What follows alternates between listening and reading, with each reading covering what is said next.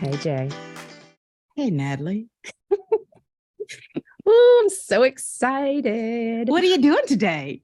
Well, I am excited because we have an amazing guest and we have been trying to catch up with her, and she True. is out changing the lives of other caregivers. And so she took a second, and God bless her. For those of you who don't know, we're recording at 8 a.m. Eastern Standard Time, and sweet Christina Keys is on the West Coast, and she is totally a team player, and it is 5:12 a.m. And so we are excited to have Christina Keys with us. Yep, absolutely. And she looks beautiful. So at 5 a.m., Natalie and I do not look like this. So No. I'm just telling you, you need to get on YouTube and see Get on Christina, YouTube. because she looks fantastic her for A 5 a.m. She did game. A game it. So we have been trying to get with Christina, but I have to tell you about Christina because we got to get rolling on this, because she has this story. And it's amazing, and it's going to touch. Christina, I love it because I feel like you have something for everybody. So first of all, Christina has a message. She has a mission, and she is the co-founder and president for Loving Them Forward, as well as being the director of community growth for caregiving.com. So that's who she is up front and to people. But overall, Christina, you are a caregiver. And this is what I think people are going to want to hear. You were chasing the American dream. You had a successful career. You traveled. You were financially stable. You were healthy and happy. And then your mom had a stroke. And within 3 years, you were financially, emotionally, mentally, and physically bankrupt. And you put that in your bio. You're like, I was done. The doctors told you you'd be lucky to live for 6 months, and you knew you had to make a change. And yeah, not only was her mom sick, Christina got sick. Well, that was it. Yeah. Christina. Yeah. The doctors told you were only going to live for 6 months. Right. And so that's what we want to hear, because you made a change. You knew that you were either going to have to take care of yourself or find someone to take care of your mom. Right. And what she didn't put in before we go into her caregiver journey is, and she posted this on her Facebook page the other day. She knows what it is. Did you see it, Jay? I did. That in her 20s, yes, she did glamour shots. That's a whole nother podcast. And I'm going to tell you that glamour shot was everything to me. I was like, you've got to follow Christina Keys on Facebook. I'm going to tell you right now. Yes, I was a national sales trainer for glamour shots. And so I had to take a lot of pictures and show people. And I saved everybody by not posting the feather boa one. So that's for the special folks. So yeah, maybe that'll be my new profile picture. So yeah. So glamour shots, part of this career, you are like living it. You are doing what we all think we're supposed to be doing. And then on March 16 happens. Yeah. Yeah, March 16th. Before that, everything was great. Like you guys had mentioned, I had a 20-year career in tech, and it was going well. I bought my first house by the time I was 30 as a single woman. I, accomplished a lot of goals. And, when my mom had her stroke, I was playing on 3 softball teams, working full time. I had a long-term relationship. We had a house. And I remember the day that it happened, I wanted to up my game on my health level, right? Because I'm playing on 3 softball teams, makes it easier to run the healthier you are, right? And right. I was at the grocery store with my personal trainer, because I could afford a personal trainer back then. And we were reading labels and everything. We had the grocery cart full of crap. And I get this call in the grocery store. It's 3:42 p.m. on March 16th, 2013. I will never forget that day. And, I get the call, Mom had a stroke. She's not expected to live. I say, I got to go. And everybody's like, we just abandoned the cart. And by the time I get from the grocery store to my house, I've arranged for dog care. I've arranged for all of this stuff. I get in the house, I throw a bag of, I don't even know what was in there. I don't know, G-string and a feather, who knows what was in that suitcase. And it's pouring rain. And I got to drive, 2.5 hours up to Seattle. And I get in the car, I drive up there, and I had no idea that my life was going to change. And my mother didn't either. The day before, she was that morning I had talked to her, and the day before she had gone to the movies with her best friend. And the week before she was my mom was a manufacturing engineer in aerospace. You know, she had like Wow. one of the highest security clearances you can have on the military side in aerospace. And, you know, she had retired early, and she had just laid hardwood floors herself in her house like the week before. She was a badass, you know, Yeah. and so I walk in, and there's my mother, the strongest woman I know, you know, and she's hooked up to life support. And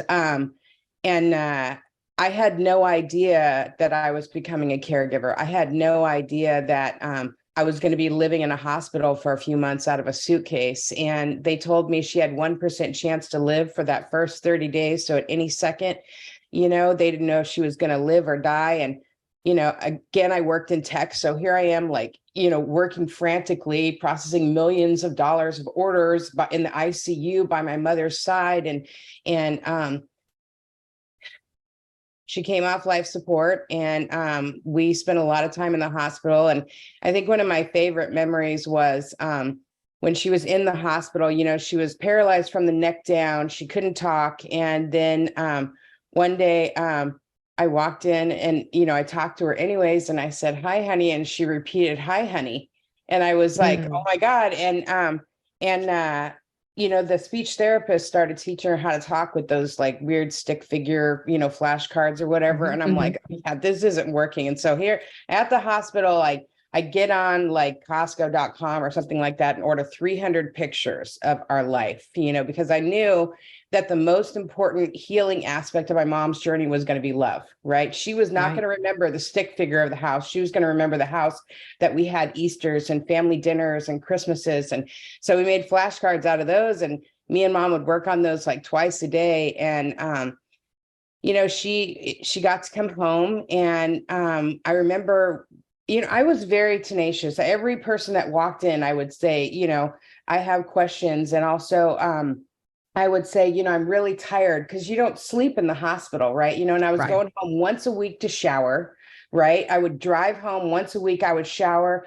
Wouldn't even have time to do my laundry. On the way back up, I would have to just stop at this one store and buy clothes, you know, for the week, or because I was, you know, and I would say, you know, I'm really tired. Do you mind if I record this? So because I wanted that information, right? And so, but nobody ever said to me, look, in-home care isn't covered by insurance. Nobody ever said like, hey, you're going to have to learn how to become a doctor and a nurse and a specialty doctor and a physical therapist and occupational therapist in between visits. And you're going to have to do that while you're doing your full-time job also, right? Wow. And by the way, you're going to need to come up with thousands of dollars that you hadn't previously budgeted to pay for your mother's care, right? And so I'm wheeling her out of the hospital, and they give me this list of, you know, here's some in-home care agencies, and here's senior living, right? Don't even tell me what in-home care agencies do. I love Facebook memories, because I documented a lot of my journey. And one of my first posts as mom was coming home was, do you know if they have such thing as like, I don't know, babysitters, but like for adults? Like, I didn't even know to like say, do you know, like what, if there's such thing as caregivers, right? And then all of a sudden I became a care manager, right? All of a sudden I had to start interviewing people. I had to start learning how to sort meds. I had to start making appointments and learning how to deal with insurance agencies. And I'm like, how old were you, Christina? I was like, interrupt you. I was like in my early 40s, I think. So it happened in 2013, and I'm 54 now. So I don't know. It's way too early on the West Coast for math, but somewhere in there. Still, you're young. I mean, I'm young. You're like, I don't really know. And that's the way a lot of us are. We have no idea. Know. And my mom was like the matriarch of the family, right? And so, you know, she's the one who we turned to when we had tough times, and what do we do?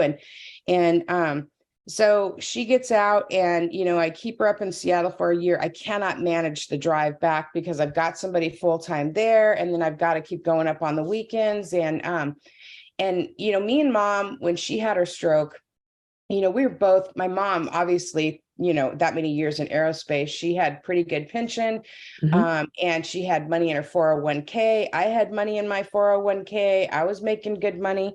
but literally in a year and a half between what Medicare didn't pay for, and also, the modifications, even just her to go to the bathroom in the house, building ramp, like all of these things, and a lot of people don't know that Medicare covers one piece of medical equipment every 5 years, right? Yeah. You've got somebody who's paralyzed on one side, right? They're going to need a hospital bed, a walker, a wheelchair, like all of these things, right? And so I decided we had all of that stuff in a year and a half. In a year and a half, we went through over $300,000 in both of our 401ks. It was depleted in a year and a half. Everything we worked for, we went from being upper middle class to poverty level in, I would say, a year and a half, 2 years, right? And I brought her back to Vancouver, Washington, where I live, and moved her we had a house built that's, ADA and everything. And, I learned how to take care of her from there. And I also learned that I learned quickly how to do things like go to the food bank. I learned quickly how to do things like, if I don't have money, like to pay for mom's care, then I've got to go give plasma. All of the things that I had acquired over those years, like, the nice clothes and, the special things, like I didn't live paycheck to paycheck anymore. What I lived was day to day. I remember my mother would say, what are you going to do? What are you going to do? It's like the 25th of the month. And I'd say, like, there's 5 more days left, Mom. Anything can happen. And so, even just that financial journey and learning that, I remember like the first time I had to do a GoFundMe because we couldn't afford like briefs for my mom, like, adult diapers. Right. And, the $100 a month. Right. What do we do? And so, I'm having people donate items to me that they don't want anymore. And I'm selling them at garage sales, like trying to pay for all of these things. And so I'm working at this time. Right. And I was getting ready to ask you, Christina, let me interrupt. Cause like, you're like us. We're like, there's so much. And because you've hit on so many things. How old was your mom when she had a stroke? She was 62. Okay. So she wasn't, had she already taken Medicare? I'd already retired formally. Cause like our dad was 58 when he passed, but he was retired, but that didn't mean he was getting Medicare. Yeah. She was retired and she had Medicare. So she had retired. Okay. So she had Medicare, which plus her supplement. Plus her supplement. And so, and you're working, like you're talking about this and you are on a career path and then like up, and then you're working at the same time. Yeah, right? Absolutely. Yeah. We Trying had to. Yeah, it was very interesting because I kept that one job that I was in for about, and just says to me like how uneducated people can be. I had that one job and I'm processing 500 orders a day and I get this call and my coworker, at the same time my mother had a stroke, my coworker's husband had a stroke. Well, he had a stroke that was like, he goes into the ER, he leaves 2 hours later, they say, cut down on drinking and smoking, right? And he's fine, right? He's totally fine. So I get a call from my boss like 4 months later, and she says, hey, we're going to have to let you go. You seem really distracted. And I said, well, I don't understand. I said, maybe it's my mother's stroke. And she says, nope, it can't be that. And I'm like, okay. And because she was thinking the person's husband just walked out, she didn't think about like my mom's on life support, like I'm like not sleeping, like, and so I had to find another job. And it just, I was grateful for that woman, right? Because she basically, they had offered me to take some time off. And I am my mother's daughter. Right. I am my mother's daughter. So I was like, no. Why would I need time I off? will I can gladly do it all. work on my laptop from the ER, like when I'm not sleeping. Right. And so I got another job and, of course I did really well there. I was always like one of the top people at my company. And wait, did you take FMLA? No. Of course not. Of course not. Because why would we? Why would we take FMLA? That means I failed if I've got to take time. You know what? That's right. I had that mentality, my mother's mentality of like, no, we can do it all. And a lot of women and a lot of people think that, we can do it all. Right. Mhm. And so I got another job, top 3 people in the company, doing really well, winning awards. I even won a tiara one time, which was super awesome. Right. And I'm keeping it a secret at work. My coworkers don't know because I don't want to have special treatment, and how people found out at work was, they knew I took a lot of time off because I had a lot of doctor's appointments I went to, which were moms, right? And Yeah. How people found out, because at that time I kept my Facebook really private, was I had posted something about the GoFundMe, and somebody had shared it. And one of my clients in New York called me up and they were like, Christina, I need to talk to you. And he said, I saw this GoFundMe. He says, I had no idea you would never know from talking to you. You had any problems. You're the most positive person, blah, blah, blah, blah, blah. And he wound up calling my CEO of my company personally and saying, do you know that one of your employees is going through this? Wow. And it was shortly, and my managers and stuff were very compassionate. And, but like a month later, I had to call it. My mom was getting sicker. We thought she was going to die. And so I said to my bosses, I'm going to give you a month notice, because I didn't want to leave. Right. I'm going to give you a month notice, and I'm going to go take care of my mom. And then I'll be back after she passes, do the bucket list. And they're like, okay. And, they said to me, Christina, you always have a place here. And man, I remember that last day of my job. And it was in 2017, February 2017. I'd already used all my sick time and vacation time, taken mom to the hospital and doctors by February 2017 for the year. And that last day, I am literally like frantically, like I'm staying there. I was off at 5, 6 o'clock. I'm still at my desk because it was super important, to put things in Salesforce, like Larry from ABC company wears green socks. I just did not want to leave. Right. Yeah. And here comes all the CEO and all the management team. And they're like, what the hell are you doing here, Christina? I'm like, I'm just making sure I don't leave anything, and they're like, it's okay to go. Right. And I did not want to go. That's right. Yeah. Because the second I walked out that door, I was no longer the career woman. I was no longer Christina. I was no longer anything more than my mother's caregiver. And I didn't know how to do that. Right. That was literally the longest elevator ride of my life. I got in that elevator as Christina, the career woman, and I stepped out of that elevator as Christina, the caregiver. And it was heartbreaking because I was completely lost. Yeah. I was lost, myself, what was I going to do? And it was really tough to make that transition. But, we started doing some of the bucket list things. And in a couple months, mom wound up in the hospital. And, the doctor said, she's going to die. This is it. They brought in the preacher. They did the little last rites. I don't know, all the stuff they do at the end. And the family's there. And we're all saying goodbye. My mom says, like, hold my hand while I pass. And so I do. Everybody had left. Her and I both fall asleep. And then she wakes up. She says, I'm not done. I'm like, okay. So I had to figure out something else. This big plan of just going back to my corporate fancy job, making, 80,000 plus a year, right? Was, out of the works, and I had to find something different. And so I wound up having to take a part-time job. Remember, I'm in my 40s. I'm very well established. Right. I take a part-time job making $15 an hour as a sales and marketing manager. Right. So where I gotta ask, like, because I've changed careers, I've been downsized. Right. So where are you mentally and emotionally? Because I know what I felt when I was downsized out of the banking industry, when they that was my life. That was my identity. Right. I was JJ corporate banker. I did all this. Where are you? Like, where are you physically, health-wise, mentally, emotionally? Like, you took that elevator ride. What's, your mom, you thought she was going to pass. She didn't pass. Right. What's going on with you?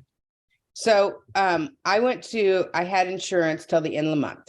right? I went to my very last doctor's appointment. At this time, I didn't even realize, because I think from the moment my mom had her stroke, I stopped actually looking in the mirror other than looking at my hair or whatever. Yeah. And I stopped, dressing, up except for like the top half because everything was Zoom, right? And I did not even realize I had gained 100 pounds, right? And I did not even realize, I was sleeping 5 to 10 hours a week.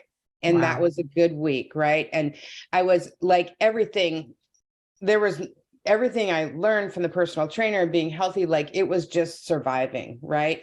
So I went to my last doctor's appointment, and the doctors, did a bunch of tests, and they're like, your body is literally shutting down. You've got high blood pressure, you've got diabetes, you've gained all this weight so quickly. And you would be lucky to live 6 months.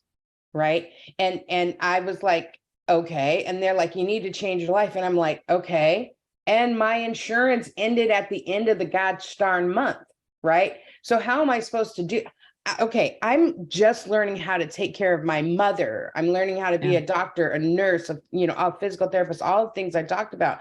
And now you're telling me I need to figure out how to save my own damn life. Right. I don't know how to do that. Right.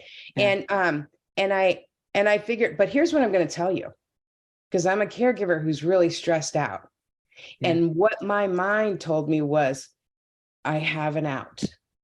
If I die, I haven't killed myself, right? Wow. If I haven't killed myself, but I have an out. It's just my body giving up. I didn't give up, right? Like That's I gave right. it the best I could. And there was a part of me that was like a little relieved, like, okay, I get a flipping break now, right? And I'll just try it out in the next life, right?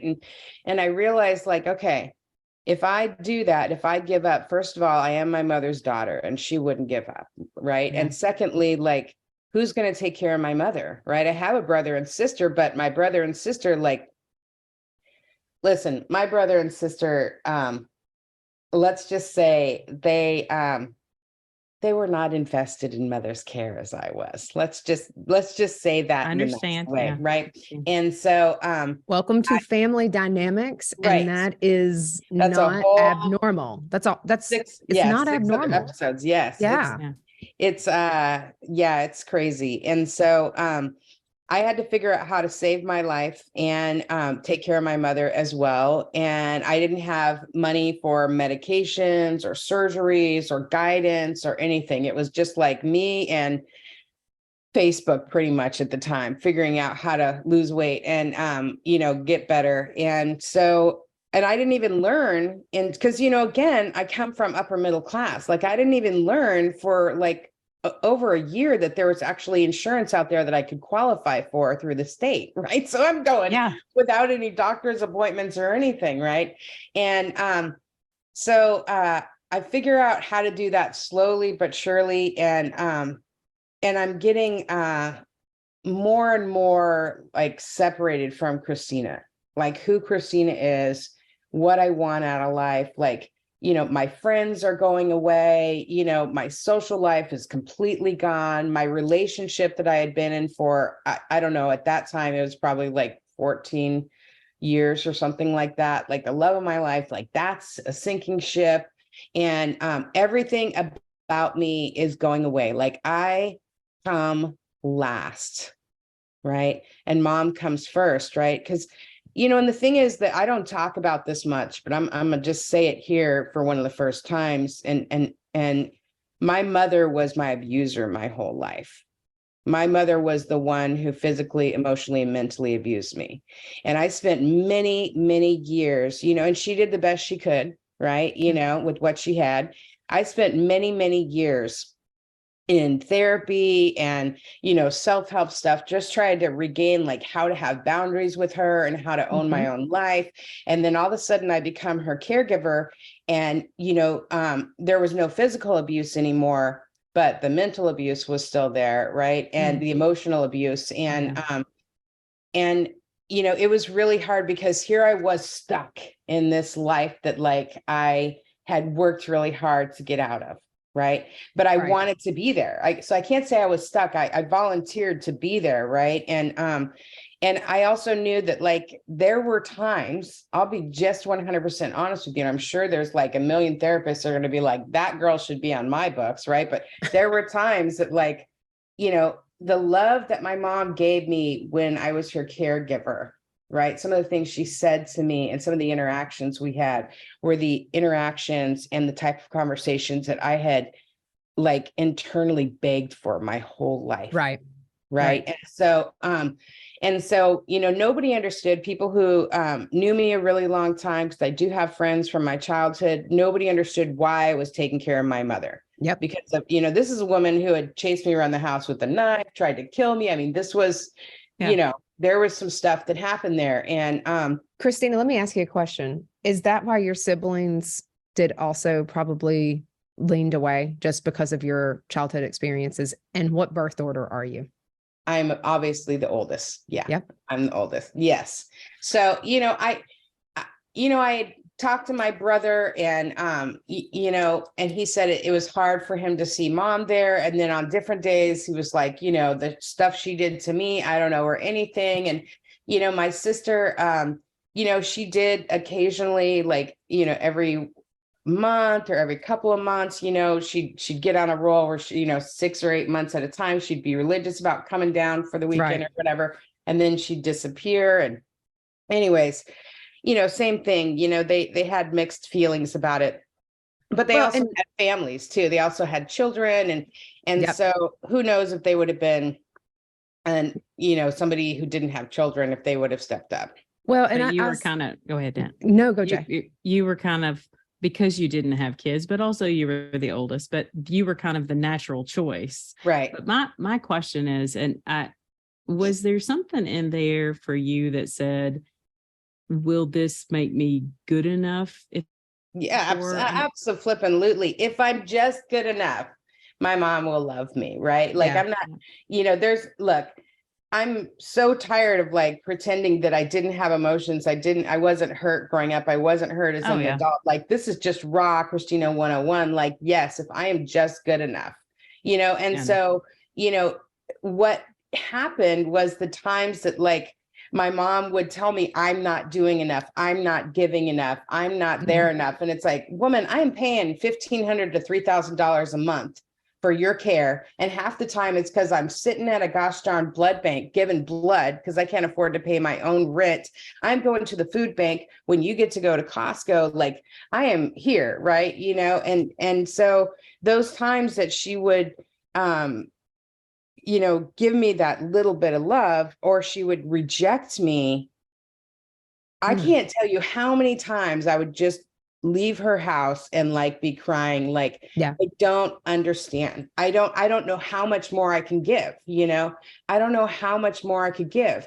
And I would hate being a caregiver, and I would want to quit my job. And I would hate that I was like, you know, wishing for a bus to hit me half the time. You know what I mean? It was not easy to go through that emotionally. And there's so much. And also, like, I didn't have a lot of friends anymore. I didn't have a lot of support anymore. I didn't know about like support groups, you know, for a while. And so, yeah, it was a little tough. And it was definitely, there was a lot going on. You know, I think we all know that like when we're caregivers, we could be the most stable person in the world, and all of a sudden, like, we learn that we have anxiety, depression, PTSD, you know what I mean? Like suicidal thoughts. Like, I mean, a lot of this stuff comes along with constantly being set up to fail, right? Like, I am doing everything I can for my mother, and she's not getting better. It's you know, ungrateful. All of this stuff, right? So, and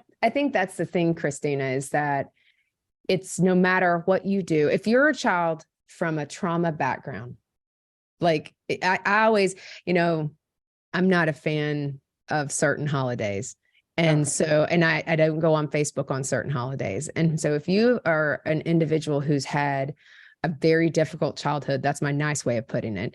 And you have a background, you know, it's easy to say, you know, before you go into caregiving, you know, you really need to think about yourself. You look at yourself in the sense of, what are my triggers? How am I going to be triggered by the person I'm caring for? I'm not talking about self-care. I'm talking about like because the whole, like, it would be better if I just died, not Right. like, because I was going to ask you, like, when your mom was, when they told you they were doing last rites and all the good stuff and saying you're going to die. And then she wakes up and she's like, I'm not ready again.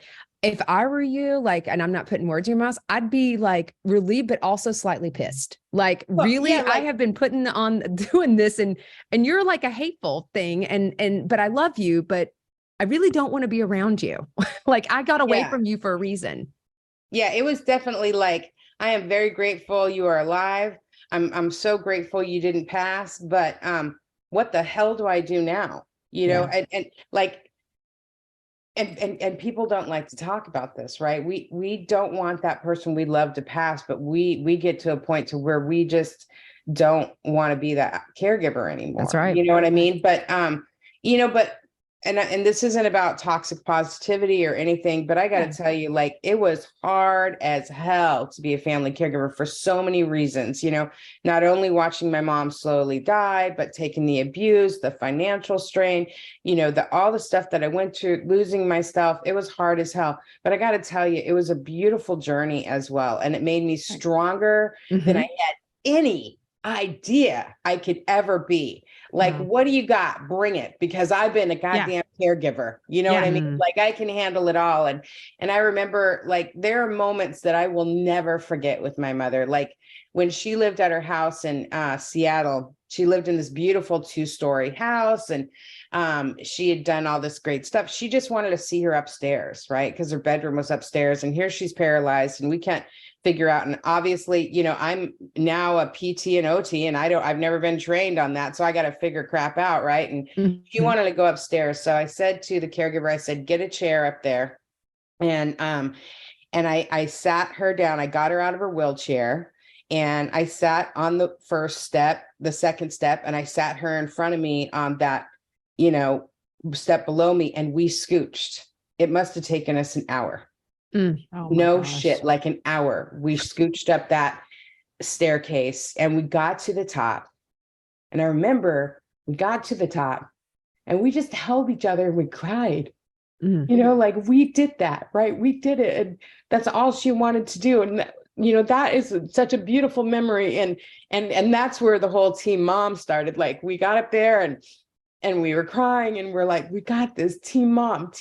Like, we were a strong team, regardless of all the bullshit that was going on with the emotional dynamics and everything, but we were a strong team. And there were so many beautiful moments like that, and so many team mom moments, like, where it was us against the world. It was us against the doctors who weren't listening. It was us against the family who was leaving us to rot. You know, it was us against, like, you know, the not being able to find caregivers, or COVID, or it was us against the world so many times. It was so many times team mom, right? And those are beautiful moments. And now that she's gone, right? She died December 28th of 2022. And now that she's gone, those are the things that I remember. And those are the things that I can say, like, thank you, Mom, for teaching me more from your wheelchair than I ever learned my whole life. Right. You know, I think you choose to remember that, Christina. And I know, you know, our journey is so hard, you know, with Mom, because she's difficult, and there's history there, but your choice, like, I hear your power and your passion. And I feel like in my heart, when you said you got to that top step, I was like, hell yeah, you made it. And that is a choice. And I think that's so hard for so many caregivers. And that's what's important, is to say, yeah, there's all kinds of crap. But if you just take that 1 minute and you say to yourself, but I won this one victory, and I'm gonna choose that. And that's what's so beautiful about everything that you do. Like, it's just you choose that. Hey, ladies, I need to interrupt for just a second to share about the Sisterhood membership. It's basically a sale every day. And the best part, it's free. Here's the details. We're partnering with our friends at Benefit Hub and other care partners to save you money. With over 200,000 participating companies across the US and abroad, you'll find discounts at your favorite local stores, huge savings on vacations, amazing deals on home, auto, and supplemental insurances, and everything in between. Go to confessionsofAreluctantcaregiver.com to sign up. And then definitely tell your friends about it. They can join too. Trust me, there's a discount for everyone. And don't forget, it's free.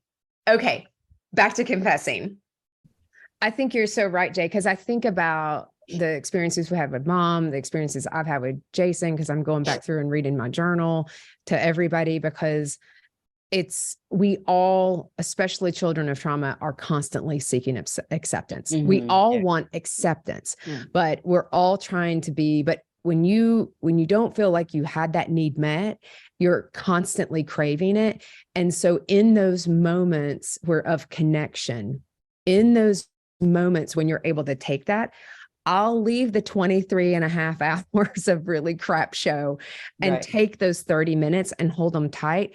And then what that does for me though, and I think this is kind of talking about it, is it builds my resilience. It builds my ability to show up the next day to say, damn it, I'm going to find the silver lining. And even if it's only for 5 minutes, like Jason being able to swallow, or him coming out from his first treatment and I'm sitting there like a total snot fest sandwich, and he comes out of the corner and I'm feeling sorry for myself. And then he smiles at me and I'm thinking, you just had your head radiated, like completely almost blown up. I mean, I'm surprised he walked out with a head.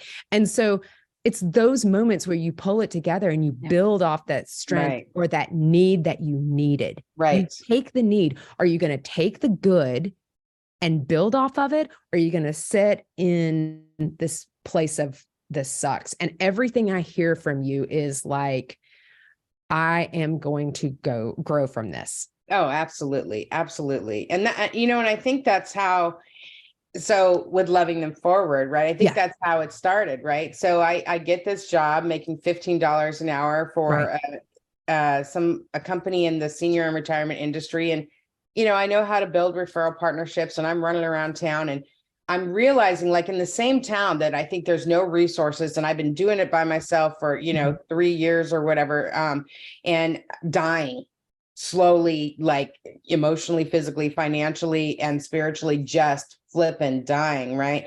In this town that I'm doing it all alone, I'm finding all these resources in town, right? I'm supposed to be working, right? And I am, but I'm wearing my caregiver hat too. And I'm like, oh my God, an end of life doula? What? Oh my God. Like, what is that? Yeah. Mobile dog grooming. Oh my God. Support groups. What are you, wait a minute, caring closet, like a place where I can go and get medical equipment for free and like, isn't that crazy? For free. And what? Like, I am blown away. Right. So I'm like high off of this, right? I'm like ready to go. I'm like ready to, because every time I find something new, I get to bring that home to my mom and be like, I get to go to her house and say like, Mom, I found this place. We don't have to pay for the diapers anymore. And we can get, instead of your broken wheelchair, we can get you a new wheelchair, it's and crazy. I didn't know this. Right. And so, because we don't see it. No, we don't see it. Nobody's talking about it. That's right. Listen, it made sense to me. If you were operating on my mother and keeping her in the hospital, and then you're giving her to me to take home to be the doctor and the nurse, you might know some resources to send me home with. They knew nothing. They were not referring anything. And so that's where I thought I got them from. I thought I would get them from the hospitals, from the doctors, from the specialists. No, that is not where we're going to get them from. Right. And so I found all of these resources and I started pulling together all of these experts and having these classes. Like at one point I was having 4 to 6 classes a month throughout the town that were free for family caregivers, bringing all these people, like things like before, during, and after the funeral, like downsizing, like all of these panel type trainings, right? And then I asked, was there a senior resource fair in town? And they're like, no. And I'm like, well, there is now, and so it was a senior and family caregiver resource fair. And I started that. And then I brought those people together, and then more and more, it just grew and grew and grew. And so it was in 2019 that I said, and there was this amazing woman, she was a real estate agent, right? Which are great resources, actually. You don't think that'd be a great resource, but she was, and they are a great resource. And I looked at her and I said, Debbie Russell, by the way, an amazing woman. And so I looked at her and I said, Debbie, what do you think about starting a nonprofit? We have all of these people together. We've both been family caregivers. We know the need. And so we got together with her and me and, Ruth Cunningham and Laura Gazarian, and we got together and we created the name, we created everything. And we had no idea when we put that nonprofit together how well it was going to take off. And within 2 years, that nonprofit was named. I live in a town, Clark County, where it's like 500,000 residents, and was named. We won an award for like one of the top resources in town that helped seniors and family caregivers in all of Clark County, right? And not because I'm great or loving them forward's great or any of that stuff. It's because the need was so great for a hyper local focus, right? There's like area agings, which are great, but they have a lot of resources that are statewide and nationally. There's not a lot of stuff right in the backyard. And we got to do things like, it was awesome. I had one of those, it was November. And I don't know, I'm just going to put this out there. If you know somebody who's caring for a loved one, don't ask them what they're doing over Christmas, because it's like the worst, or Thanksgiving, right? Because my Thanksgivings were me running around, doing all of this stuff, getting everything ready. Thanksgiving, me and mom just had taco salad. The day after Thanksgiving, the family came. I had to buy everything. I had to cook everything. I had to take care of mom. Well, everybody sat there and ate, right? I'm so glad everybody had a good time. Right, exactly. Yeah, I'm going to sit here being pissed, to be honest with you. That's my plan, is being pissed afterwards. Right. And Christmas sucked. And it was November. It was the first Wednesday of November, because we always have our board meetings on like the first Wednesday of the month. And I'm sitting there, I'm laying in bed. I'm having a massive caregiver headache just thinking about Christmas, like how much it's going to suck and how much I got to like make sure mom's happy when I'm like stressed and angry and dying inside. It's like, how do we make this happy, joyous, and wonderful when it's nothing but an emotional shit show, right? Right. Language, if you guys need to bleep that, but it's okay. Dumpster fire. And then, so I'm thinking, this isn't the story of Christina Keys, man. This is a story of like all these family caregivers, right? And so I get on the board meeting that day. I'm like, listen, I have a crazy idea. Now, remember, it's the first Wednesday of November. I'm like, why don't we have a caregiver Christmas? And everybody's like, well, it's the middle of pandemic, Christina. We can't have that. I'm like, okay, let's see. Drive-through. Let's do drive-through caregiver Christmas, right? Wow. And they're like, okay, let's do. And they agreed. I don't know. Everybody agreed. We had no idea. And we thought, we'll give out like 300 bags, and we'll do like 150 this day and 150. It's going to be a 2-day sort of thing. They're going to drive through and somehow, and they were going to be real gifts. And somehow we managed to get enough money from sponsors in that short amount of time to make gift bags that were worth like about $100, right? Wow. And that had real, not tchotchkes, like you weren't allowed to put company tchotchkes in it, right? Yeah, right. Literature, and so that first day, right?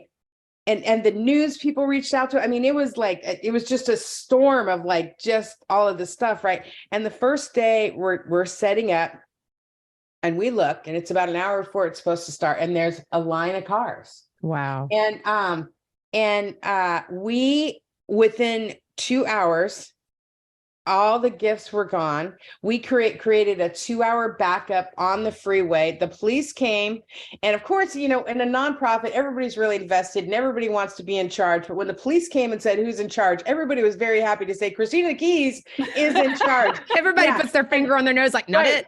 Right. And I remember the cop is saying to me, like, you need to have a permit for an event this size. And I like grab his arms with like the grip of death, right? Which is probably the wrong thing to do. I'm like, please help me. I have no idea what to do, right? It's like, we're out of gifts. We're out of gifts. And I'm not worried about the traffic. Yeah, I need some more damn gifts. I need some hams. Can you go get me some hams? Exactly. And he just shakes his head at me like, dear Lord, woman. And he gets in his car and he starts going down all the cars like, they're out of gifts. Go home, right? And so anyways, it was a huge success for the first 2 hours, right? But I remember as one of my vendors, they called me and they said, Christina, have you seen Next Door?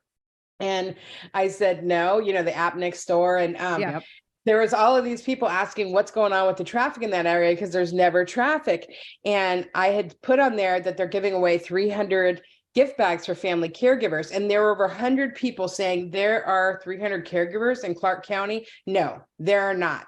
I live in a town that there are over 500,000 residents, and in Clark County, there are 49,500 family caregivers. And in whatever town, whoever's listening, whatever town you're in, there is at least 10% of your population, if not up to 20, that are actually family caregivers. And those are people who identified family caregivers. Like me, for 3 years, I was just a daughter taking care of her mother. I didn't even know I was a caregiver, right? Same. Absolutely. And so, so that sort of blew up, and we did some better planning, and we do like 1,250, we bags planned. here. I like Yeah, that, Christina. We did a little better planning. we did. And I love you, Christina, because you're like me with JJ. Hey guys, I have a great idea. right. I have Like, no my board does not clue like me to hear. Does the, not like what to the hear that negative from me. side is. But Christina, she good, says great that ideas. to me. She says, Yeah. JJ, I've got an idea. And That's then how we it's like, started a podcast. Right. Jay, now it's like, how am I supposed to make it work? She just tosses the idea out there, and it's like, okay, well, I'll make it work. I'm the board, and she's just the president. There you go. Exactly. Yes. So great idea. Great idea. yes. So my board is much like you, JJ. Like, I love shit, you. Christina has an idea, Oh, and shit. so, right. So, You're but me yeah, as well. now the Caregiver Christmas we have to do it at the fairgrounds. It's the only place that'll house us. It's still I love that a problem. And it's and here's the super awesome thing about Caregiver Christmas. We had to create a place for caregivers to stop, because after they went through the drive-through, because what would happen is there's all these booth line, and everybody's just waving, saying, we appreciate you, Merry Caregiver Christmas, right? And by the time they get to where they pick up the bag, half of them are having breakdowns and crying. Of course. Right. And so they've got to pull over, and they were crying. So we had to implement the TLC booth, the tender loving caregiving booth, which had people who were there to give hugs, console them, have tissues. And a lot of people, like, this was the only Christmas they were going to have. And again, I'm a family caregiver. I might be running this thing. I might have headed it up, whatever.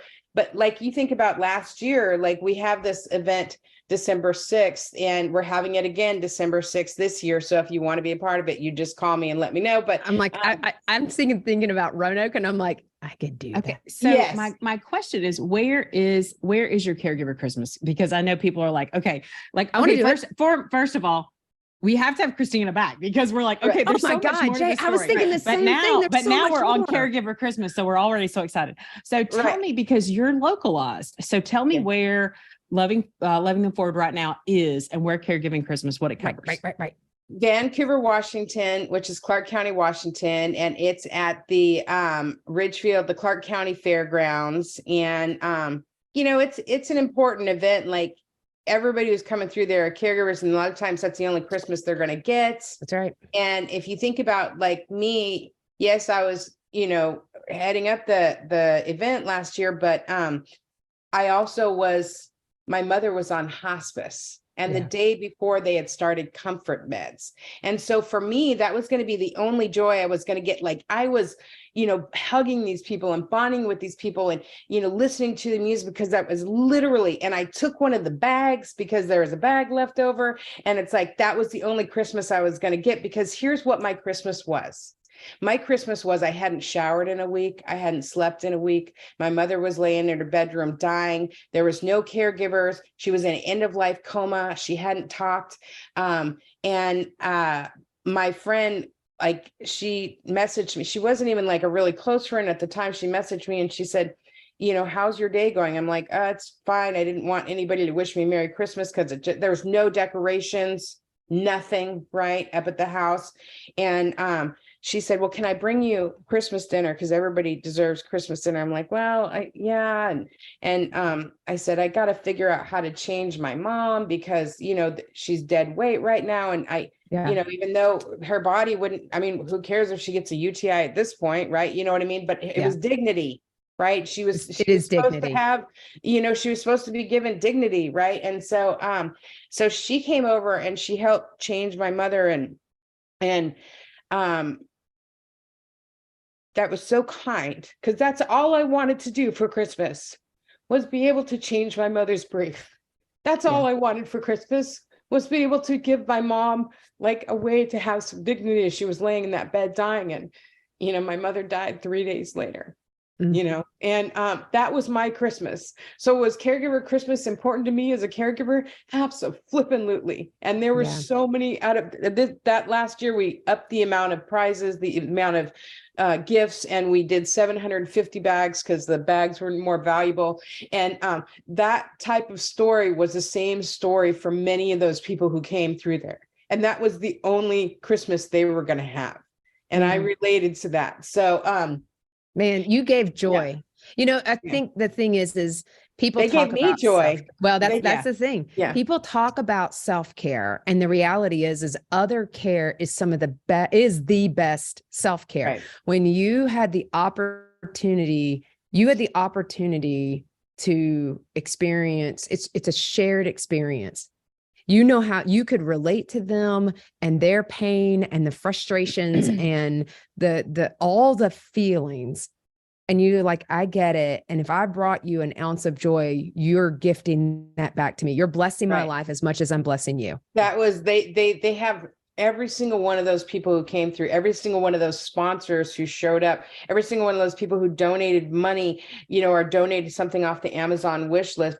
Like those people were my Christmas gift, seeing those caregivers crying, knowing that like me and the people in the community could participate in giving them that joy. Like I didn't have money to like, you know, but I had a heart and I had passion, and that was, I was able to give them, and they were able to give me something that was no amount. I could not have bought, if I had millions of dollars, I could have not got and what I got from those people that were coming through.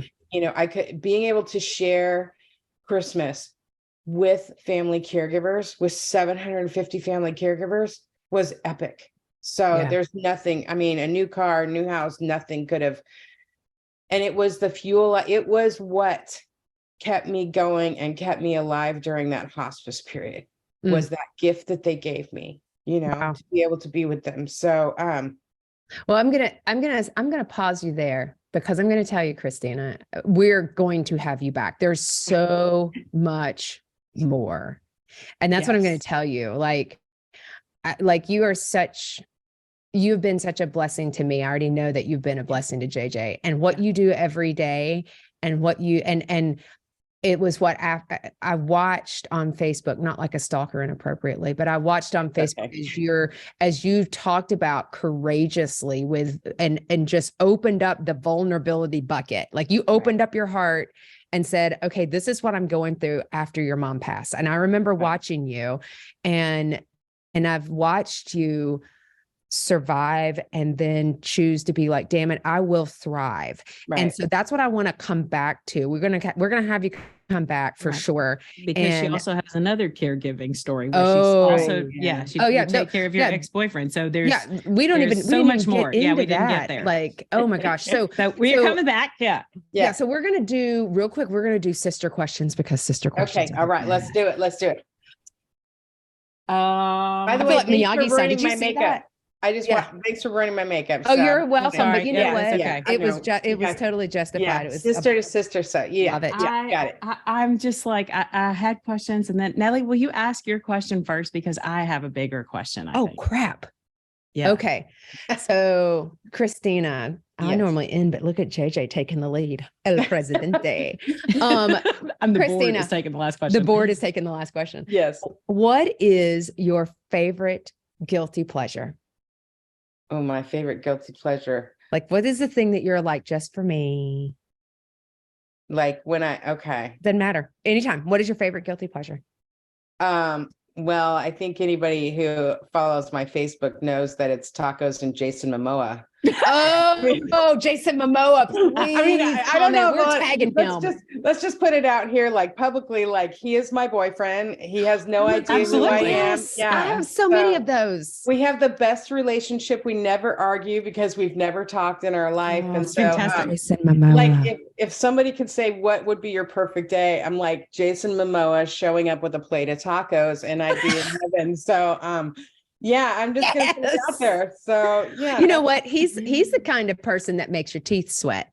That's what we say in the South. He's so Yeah. good looking, he'll make your teeth sweat. Yeah, So, I just supposedly I just saw him in a movie, and supposedly there was a lot of other stuff going on, some cars and other people, but it was pretty much just like this whole documentary meow. about Jason Momoa. So meow, in my meow. head, yeah. Yeah. Okay, I'm gonna work on that because Yeah. if I could think put him tacos in a and Jason Momoa, we could do that. Jay, if I Yeah. could put him in a caregiver bag on I- that drive-through, and Yes, Christina picks him, and Yeah. he just pops Yeah. out with tacos. Nope. Yeah. like it. Meow. I like it. Okay. I yeah. like it. Jay, go ahead. So, Natalie, I could probably get in trouble for this question. Oh crap, I love it. I Perfect. probably am Bring going it to get on. in trouble for this question with Natalie, Christina. So get Okay. ready. Well, I got your back. You got are your like back. a girl. So you have touched my heart. Like you have hit me hard today. Yeah. And your passion has really touched me. And I am going to throw down a gauntlet. Natalie, are you ready? I am so ready. Because Natalie and I love to do crazy things. She doesn't even know I'm going to say this. She's like, oh my All gosh, right. what's she going to do? How would you feel about Yes. partnering with us? And let's do Caregiver Christmas in Roanoke, Virginia. Oh my God, girl. Great flipping idea. I can certainly help you guys pull that off. So And it's only June. We are planning ahead. listen, you have to do that. We've already paid for our spot at the fairgrounds. You have to do it that far in So advance. are you saying we're going to have more people than 200? Me? Oh God, more than 200 people So- show up? Yeah. I mean, yeah. like your first year, I can't have traffic issues. So are you willing? Like, are you thinking? But the key is that you have to come and be with us. Oh God, there's so much pressure. Well, let's see. Well, we can figure that out. Oh my Okay, God, if you're willing I to can't play believe you us, put Christina if you're- on the spot. You know, if she's you're on the willing- East Coast. If you're willing to take on one little extra, we'll just pick your brain. But we think we could make West Coast and East Coast, and then we're going to put the next year. We're going And to then put we'll put 'em on the everybody middle. responsible. They go Oh, to gosh. the middle. Well, we can plan something. I'll tell you that. Well, and Okay. so We'll have you on event is- video. Yeah, my event is like December. We do the week before, we do the bag stuffing, and then December 5th is set up, and December 6th is the event. And then December 7th is the day I curl up in the fetal position Got and it. cry because that. I'm so exhausted. So you have to schedule that in, right? And so, Right.